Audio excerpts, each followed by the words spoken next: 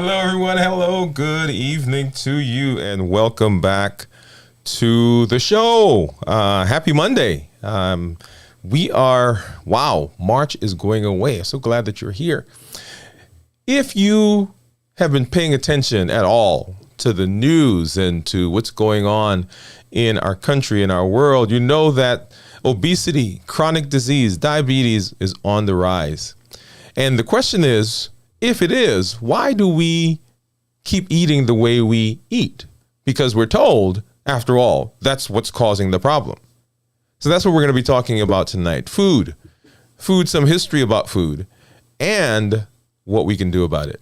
If you're new to me, I'm Dr. Dwayne Wood. That's Wood with an E. The E stands for endocrinology. Here on the channel, I educate, I empower, and I encourage you to take charge of your health, your life, avoid complications, and go to the next level, y'all. We are creating the life we always wanted, and we are connecting. We're no longer allowing things to happen to us.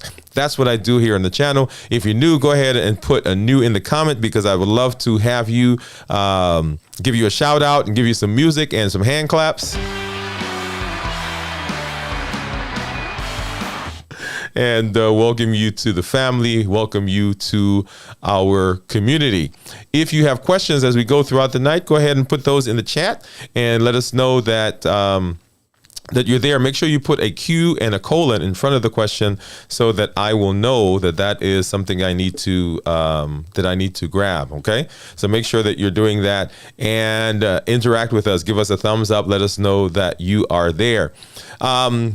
First quarter, the end of the first quarter. This is it, right? We are in the final weeks of the first quarter of the year. And as I told my team this morning in our team huddle, that this is where we get to look at the things that we said we were going to do, the plans that we had, and the things that we are doing to pivot, if you will, to make sure that we are still on track, make sure that we if we need to make some changes, that we go ahead and make those changes as we are heading into the rest of the year, because the success of the rest of the year can begin right now, right? Because this is where we are.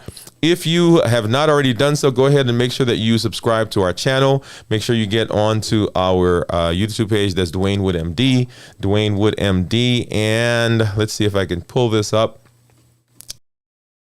It's our channel coming up. That's our show that we're doing right now. And if you look on the channel, you will see that we have Diabetes 101 is at the top of the playlist, and there are several others. That Designing a New You is one that we did. That's right there at the top.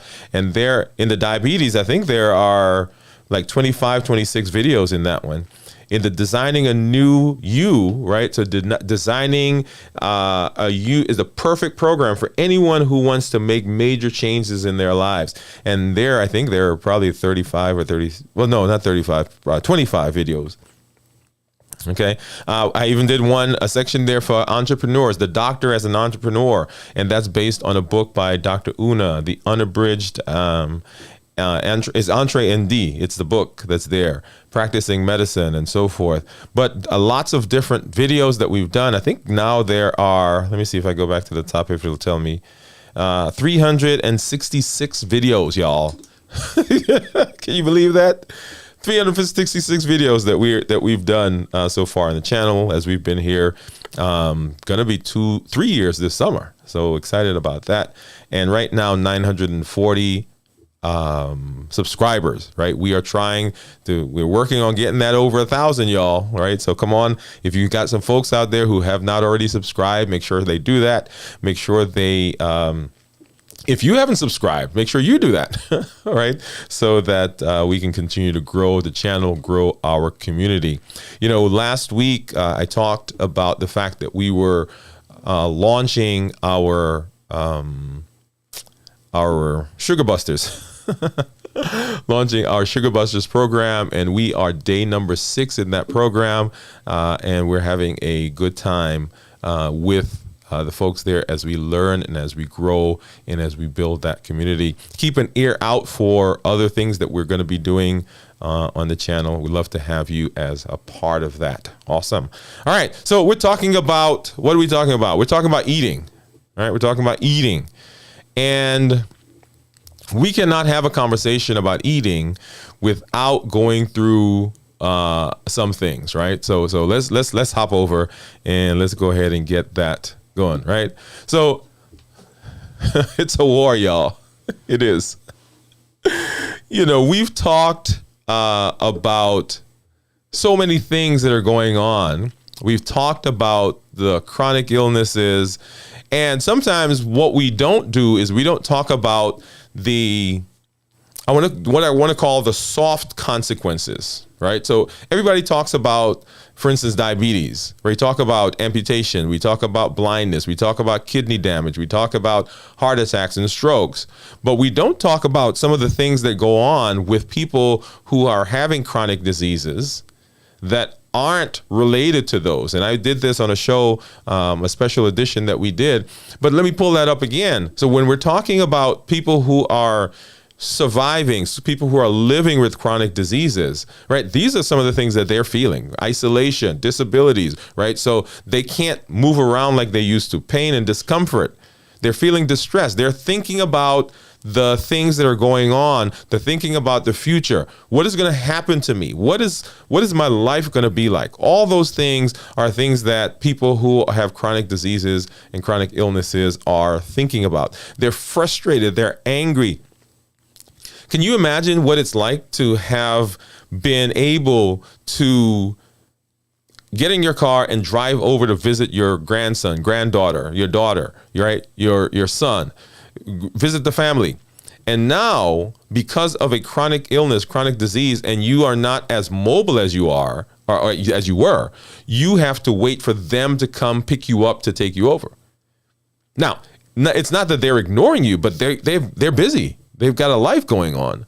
And so what happens is that person finds themselves sometimes isolated, and they begin getting angry at the thought, the situation, the condition that they are currently in. So those are some of the things that we don't talk about, right? Often when we talk about patients who are people who have chronic diseases. And so as we move on to talk about some of those numbers, right? So these are the chronic disease in the United States. 6 out of every 10, that's 60% of people have chronic diseases, have a chronic disease, right? And 4 out of 10 have 2 or more. And they range from heart disease, cancer, stroke, Alzheimer's, and so forth. And we're being told that it's lifestyle, right? We're being told it's lifestyle. Right, and that's what, so hamburgers and fries and cookies and donuts and soda, right? Those are the things, and hot dogs and chicken fingers and Reese's and M&Ms and all that kind of stuff, right? Is what we're being told. And the question always is, if that's the case, why do we eat the way we eat, right? So that's the question that we've got tonight. If we think back and we look at the history of our diet, it has changed from the 1970s to the 2010s. This is a graph from 2010.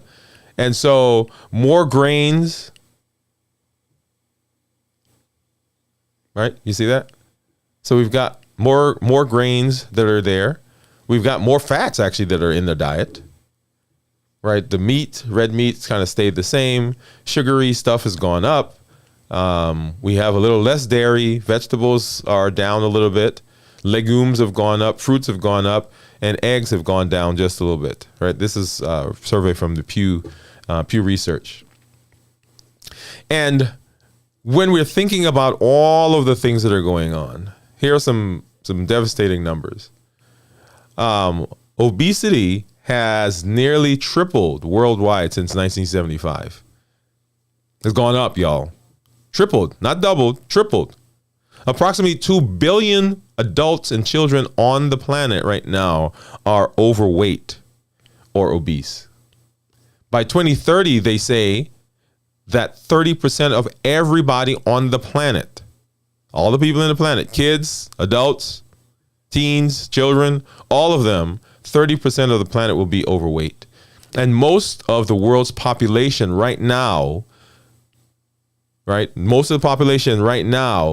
live in places where being overweight or obese kills more people than being underweight. I think the statistic for diabetes is that one person every 6 seconds dies of a complication from diabetes around the world. 39 million children under the age of 5 were obese in 2020.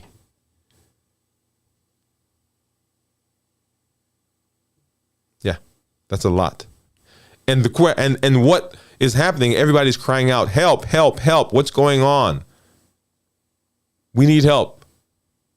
And the question is, what comes first? What came first, the chicken or the egg? Is it that we are eating poorly and so that's causing the disease? Or the disease is there and we are just succumbing to it? Or has something changed in our environment that's making this problem? Right? Is something in the environment that's causing these chronic illnesses? Or the chronic illnesses are already there and we're just responding to the environment by changing how we're eating? So all kinds of different conversations we can have around that. So who's the bad guy, y'all? Who is the bad guy? And you know, yeah, who's the bad guy? And when we think about all the things that go on as it relates to obesity, there are some obvious things that happen, right? So causes, right? So lots of things and we'll come back and we'll talk about some specifics here in a minute. But socioeconomic status can affect obesity. We'll delve into that a little bit more. Right? The environment, physical inactivity, dietary trends and habits, and genetics, right? So that's blamed for a lot, genetics. But the effects of obesity, whatever the cause, are things like polycystic ovarian syndrome, cardiovascular disease, insulin resistance and type 2 diabetes, which we just talked about, sleep apnea, obstructive sleep apnea, right? Psychosocial problems. What do you think falls under psychosocial problems? Right? Depression. Isolation. Think of the person who's overweight and the things that they go through every day, right? When you see an obese person, right, everybody says, oh, you know, I don't discriminate or I treat everybody the same. But when we see someone who's overweight, we automatically think, oh, that person, they're not eating right. They're not taking care of themselves. Yeah. We say we don't, but it affects how we perceive them. So all those things happen. Okay. And as we talk about the problems, the complications, we've got to throw in there pre-diabetes. So we've been talking about diabetes and obesity, but pre-diabetes is a big one, right? So in the United States, 96 million people around the country are pre-diabetic and are predisposed to some of the same illnesses or some of the same chronic things that we see for patients who are actually, frankly, diabetic, who have a diagnosis of diabetes. And if we look at some data, this is some graphs that we have going from 1994 to 2015. And I like to show these because it shows the progression, right? So look at how light these graphs are. And the darker the graphs get, the more obesity and more diabetes. And so here is 2015. So 1994, 2015. 1994, look at how light those are, 2015. And as we've changed over time, From 94, you'll see our BMI, that's our weight, a marker of our weight, has gone up.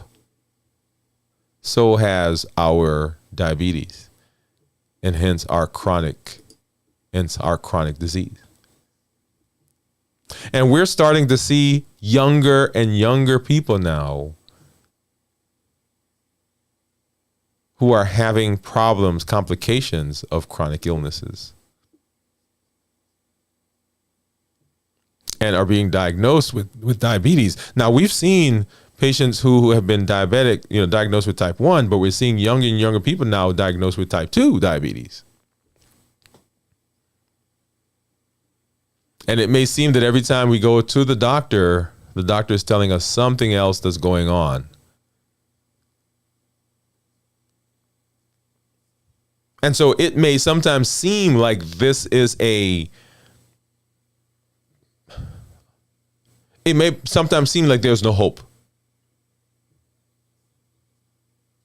But let's understand a little bit of why we eat the way we eat. And let's see if we can come up with some solutions.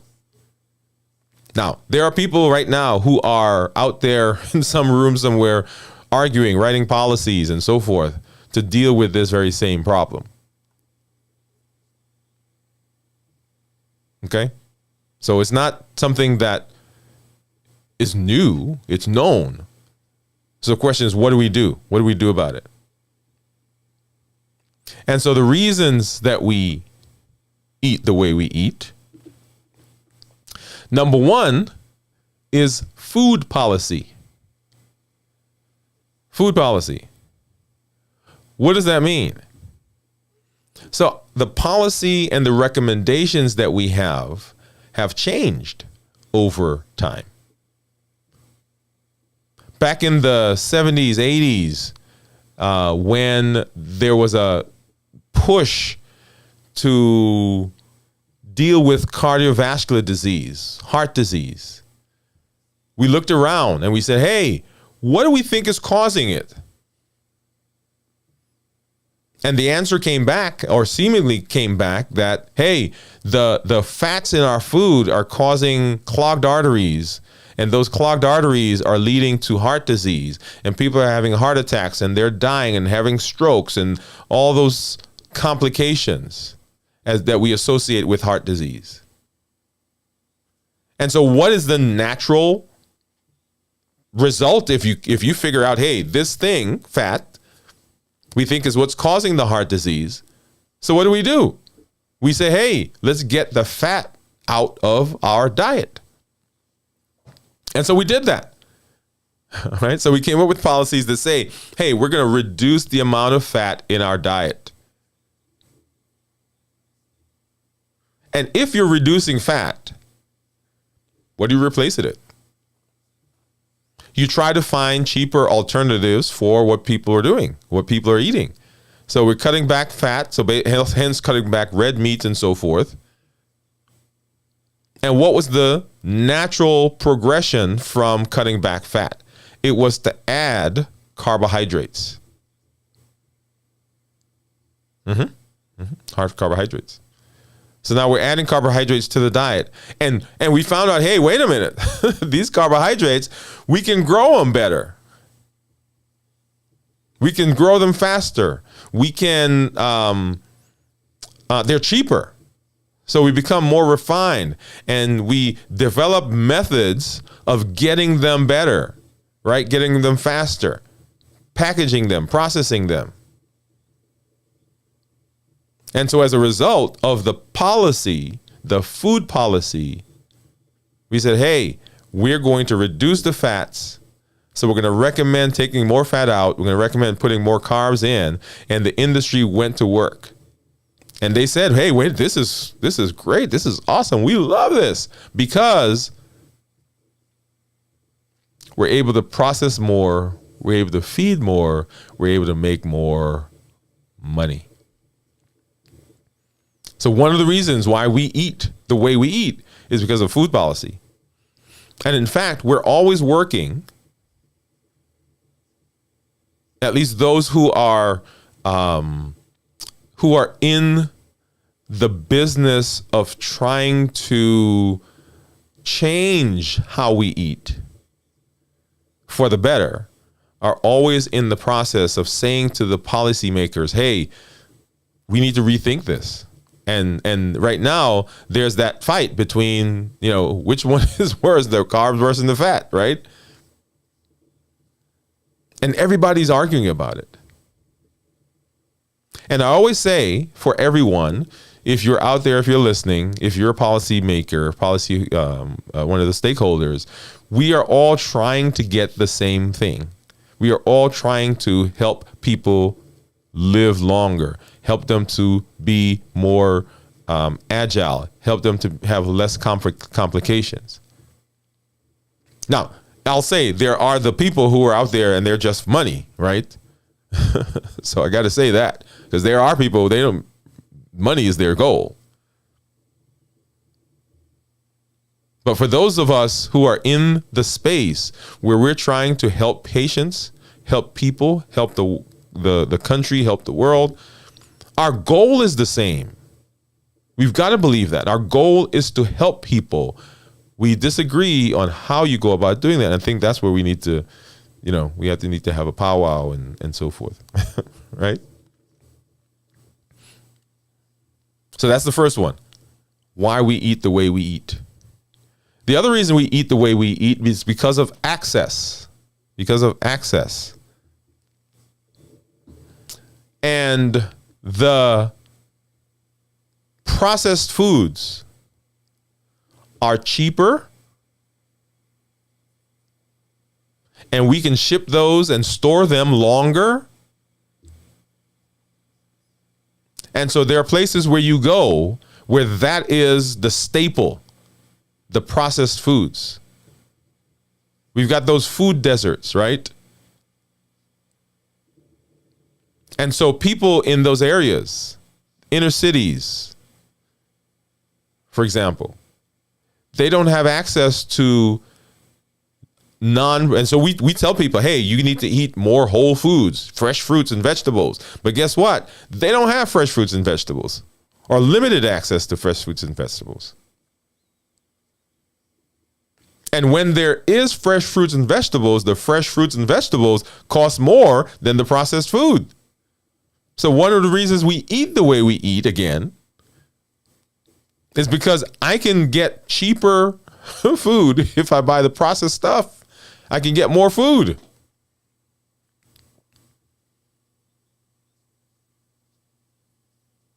Right? You go down to one of the fast food places, right? You get a meal, a complete meal for $5, $3, whatever.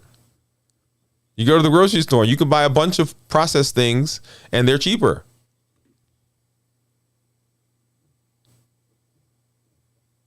Yeah. But if you try to buy whole foods and fresh fruits and vegetables, yeah, they're not cheap. They're not cheap. And so people end up eating what they can eat. Okay? Hold on a second, guys. Let me do one thing real quick. But if you try to buy whole foods and fresh fruits and vegetables, yeah, they're not cheap. They're not cheap. And so people end up, yeah, that was me on the, right? I was making sure that that my phone was connected to the YouTube, because I can see it right here. Okay. All right. So we got that, right? So access. So we said food policies, access. Then there's advertising and design. And I'm what I'm going to do is I'm going to take that one. You know what? Advertising and design.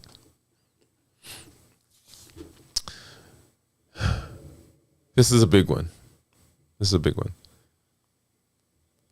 So the goal of advertising is to convince you to buy the food product, whatever it is. And I mean, we don't have to talk about food, but here we're talking about food in this session, in this episode, but it goes for everything, right? So how do I get you to buy some food item? Well, first I can try to convince you of the value of the food item. Okay? I can say, hey, this food item or this thing that I'm trying to sell you has these benefits, and I go through that, and I'm going to get some people who buy it just because of that. And that would be great. But that's not where I stop. Part of advertising is convincing the person who didn't buy it or who hasn't bought it yet that if they don't buy it, that they're missing out. So FOMO, fear of missing out. So if I can build up that fear in you, then you buy. Hey, look at that hamburger. If you don't get it, you're going to be missing out on something good. Don't you want to have this? It's going to be gone. You're not going to get any more. So fear of missing out. Another one is the fear of not being included. So everybody's doing it. Well, look at this. All these people are eating this food. Now, as you're watching the commercial, they don't say these words, right? So the images portray this to you.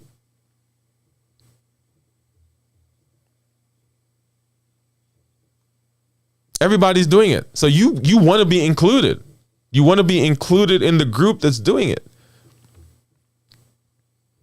And if I can't get you fear of missing out, if I can't get you to be part of the group, then you're going to be special if you get this. If you eat this, you're going to feel good. Oh, you're going to be a special person.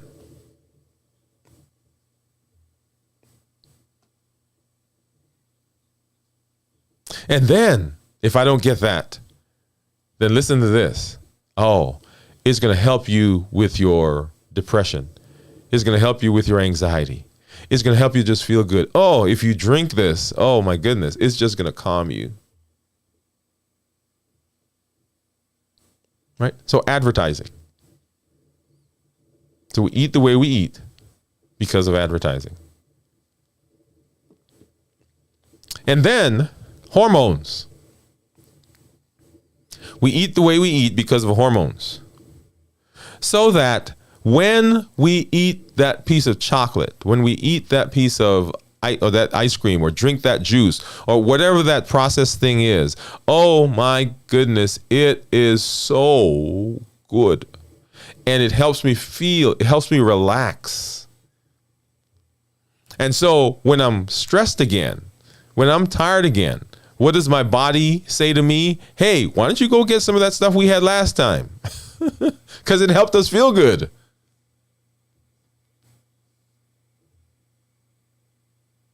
And so we go get it and we feel good for a little bit. And then the feeling wears off.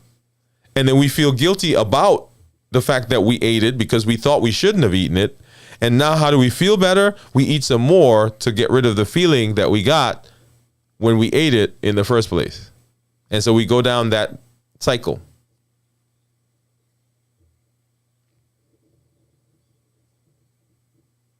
And some foods actually help us with that transmitter, those neurotransmitters, those feel-good hormones, right?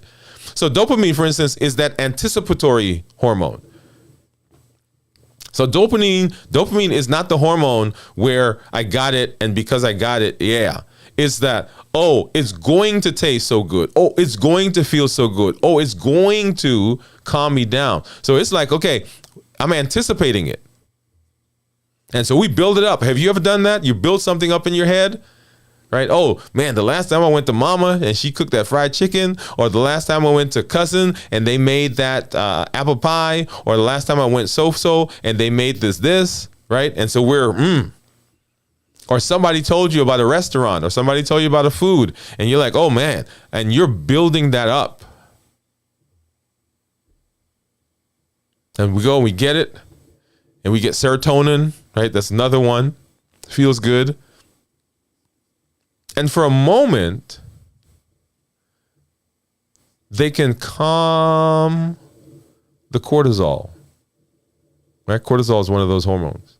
Cortisol is the stress hormone. And if it's hyped up, it's going to make you eat. It's going to make you crave. And then we eat the sweet. And now it's in our system. And then what other hormone has to come out to deal with the sweet? That's right, insulin. Because insulin is that hormone that helps us manage the sugar. And so the blood sugar goes down, particularly if we eat a big carb, and the blood sugar drops because the insulin came in, and the dropping of the blood sugar makes us feel hungry. And so we go and we eat again, right? So once again, that's another cycle that we go through. So we eat because of food policy. We eat the way we do because of access. We eat because of advertising and design. We eat because of hormones, and we eat because of taste. Now, this one right here, y'all, this is no joke. All right, going back to the hormones, that anticipation of the taste, yeah, you can almost close your eyes and taste it, right? Now, I'll tell you, my wife and I, we went to Trinidad. And right there at the airport hotel, this guy, I don't know what he did to this fish that he cooked. We were there. We did our whatever we needed to do, visited and so forth. And we left and we came back to the United States. And I was thinking about that fish. Y'all, I could not get that fish out of my head. And I was like, I'm getting some more of that. I'm getting some more of that stuff. So when we went back to Trinidad for something else, you know where we went? I made sure we did. We stayed right at the hotel right there so I can get some fish. Right? We could have gone we could have gone that night to Tobago, which is actually what was our ultimate destination. But we stayed overnight so I can get some fish. Mm-hmm. Yep, I did. I'm telling. Right. So that taste. So there's this thing called the bliss point. Bliss point. BLISS point. POINT. And it is the place where a particular food has the right amount of sugar, the right amount of salt, and the right amount of fat. And when you eat it, you're like, that's so good. Let me get some more. And when foods are being designed, that's the point that they look for. It's like, how can we make this food taste so good that when Dwayne eats it, he's like, I'm not having just one of these. I'm getting some more stuff. I'm getting some more of this. And it's lots of research that goes into it, right? So they come up with different formulas for whatever the food is, different versions of it, and they send it out. They say, hey, which one tastes the best to you? And people are, right, those taste tests.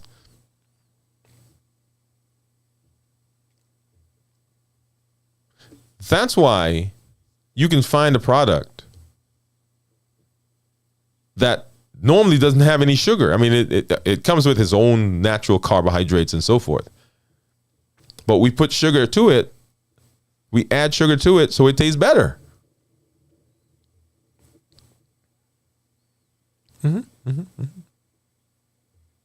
And so we're fighting all of those things as we are dealing with our lives and our diseases and so forth.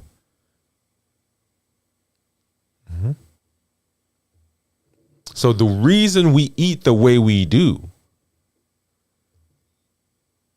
many people think that it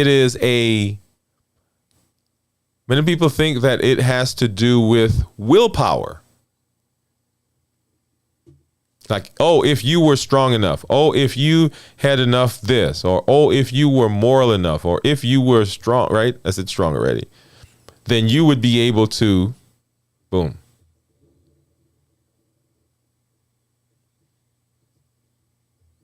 But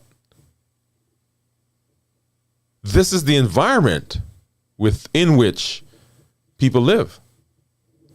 And our lives, I was saying this to a group just, I think yesterday or the day before.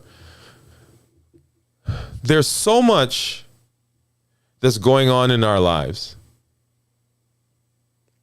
that we don't sometimes have the decision-making ability to fight another thing.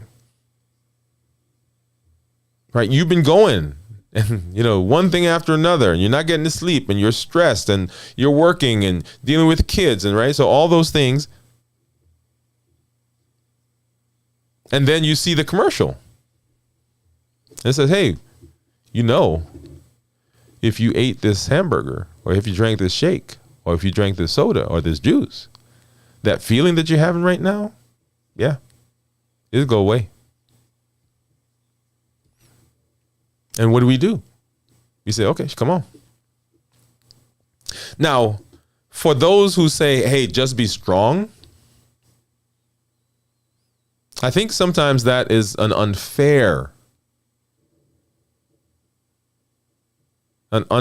expectation. I was going to say a whole another something, but I'll stay out of that area.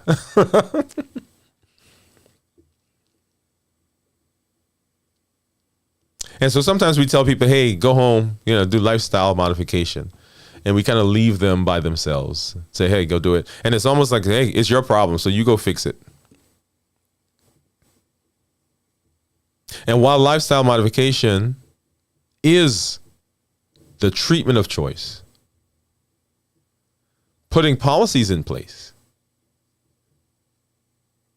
that is good for the health of people as opposed to good for the industry, getting ready access to food, providing the ability for people to be able to get food in those food deserts, requiring fair advertising.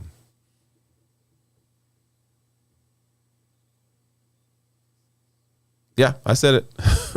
Requiring fair advertising.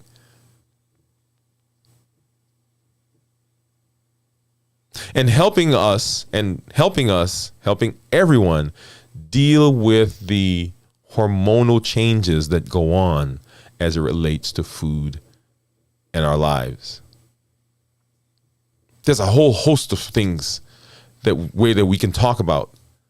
But those are the things that we've got to do. And if we begin doing that as a community, begin doing that as a society, begin doing that as friends and family, supporting each other, then I think we begin making a dent in the devastation that we see around the world because of these chronic diseases. If you've heard me talk at any length, you've probably heard me say that if we think back in our history, we used to have problems, we used to die from and have complications relating to infectious diseases. That's what we died from. You got an infection, we didn't have a treatment for it, and so you died. But now we're dying from diseases related to lifestyle, y'all. Related to chronic illnesses, heart disease, strokes, diabetes, kidney failure, inflammatory processes that damage other parts of the body, liver failure, cirrhosis. It's not the infection anymore. And so when everybody's talking about food as medicine and adjusting and changing. We've got to do that. But there's some fundamental things in our communities, in our society, in our policies, in our government that we've got to address. And if we don't do that, yeah, it's going to be hard. It's going to be hard. So 30% of everybody on the planet is going to be obese or overweight. Right now, there are above 463 million people on the planet with diabetes. Every 6 seconds, someone dies from a complication of diabetes. We're getting larger and larger as a community, as a society.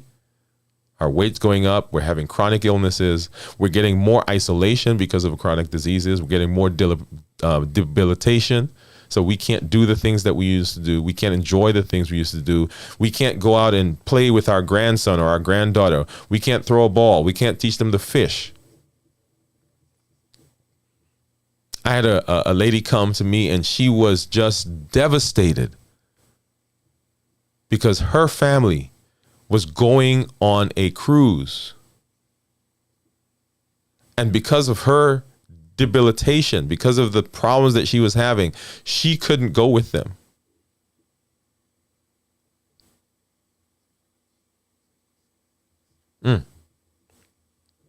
Broke my heart. But we got to make some changes. And the good news is that you can take charge of your life. You can begin connecting with people who are of like minds. One of the reasons that I do what I do is that this space is designed to be a place with those people where you and I and all the other people that are joining our community are able to begin learning together, supporting each other as we work to make sure that we're not isolated, that we're not stressed about our future health, that we're doing things to safeguard our health. One of the questions I ask people in the office all the time, I say to them, how old is the oldest person in your family? And they'll say 70, 80, 90. And I say, how old are you? Okay, I'm 40, I'm 50. I'll say, so we've got 30 to 40 more years to protect y'all. So we can't allow things to just happen to us anymore. We've got to do it in community for ourselves. Take charge of your health. Avoid complications. Build, create the life you've always wanted. That's what we do. That's what I do right here. That's my goal for being here.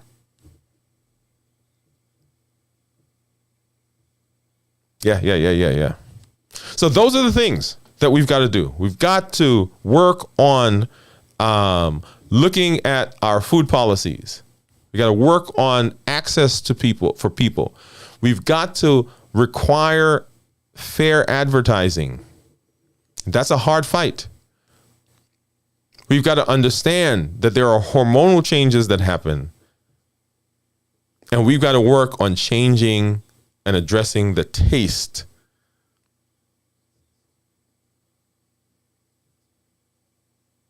Right.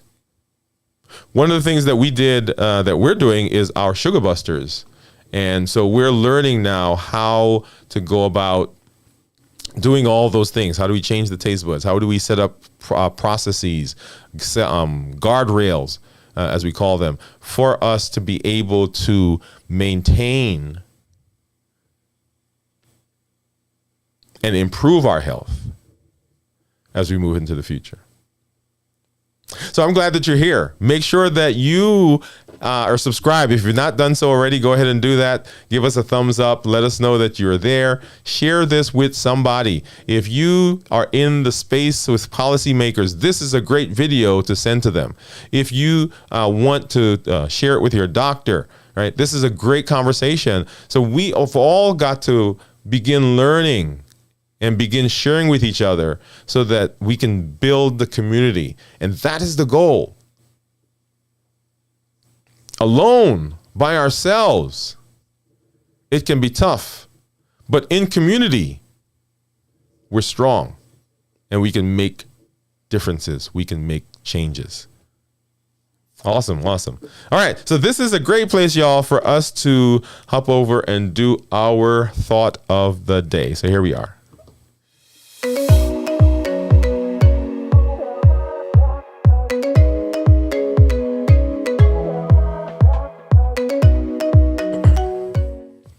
And so the thought of the day is this, that I get to decide every day what I do with my time. I get to decide every day what I do with my time. Let me pop this down here real quick, and that's glaring in my eyes. So sorry about that, guys. So all of my time is mine. So every day when I wake up, I get a certain amount of time, and everybody on the planet gets that same amount of time. And I get to decide what to do with mine. Nobody gets to tell me. So, as I'm moving into the day, do I have a plan? Did I sit down last night and come up with a plan for how I'm going to spend the time that I get? Am I utilizing my time to plan the use of the time I'm going to get? Because I'm going to get it every single day. Every day, as they say. What am I going to do with it? Did I spend time last night mapping out what my next day is going to be like? On today, the day that I get the time, am I following the plan that I came up to optimize and use the time I got? And then am I evaluating the process to make sure that I'm utilizing it properly? Did I plan last night? Did I follow my plan today? And then did I review the plan to make sure that it's the best thing for me? 1,440 minutes every single day we get. What are you doing with your time? And that is our thought for today.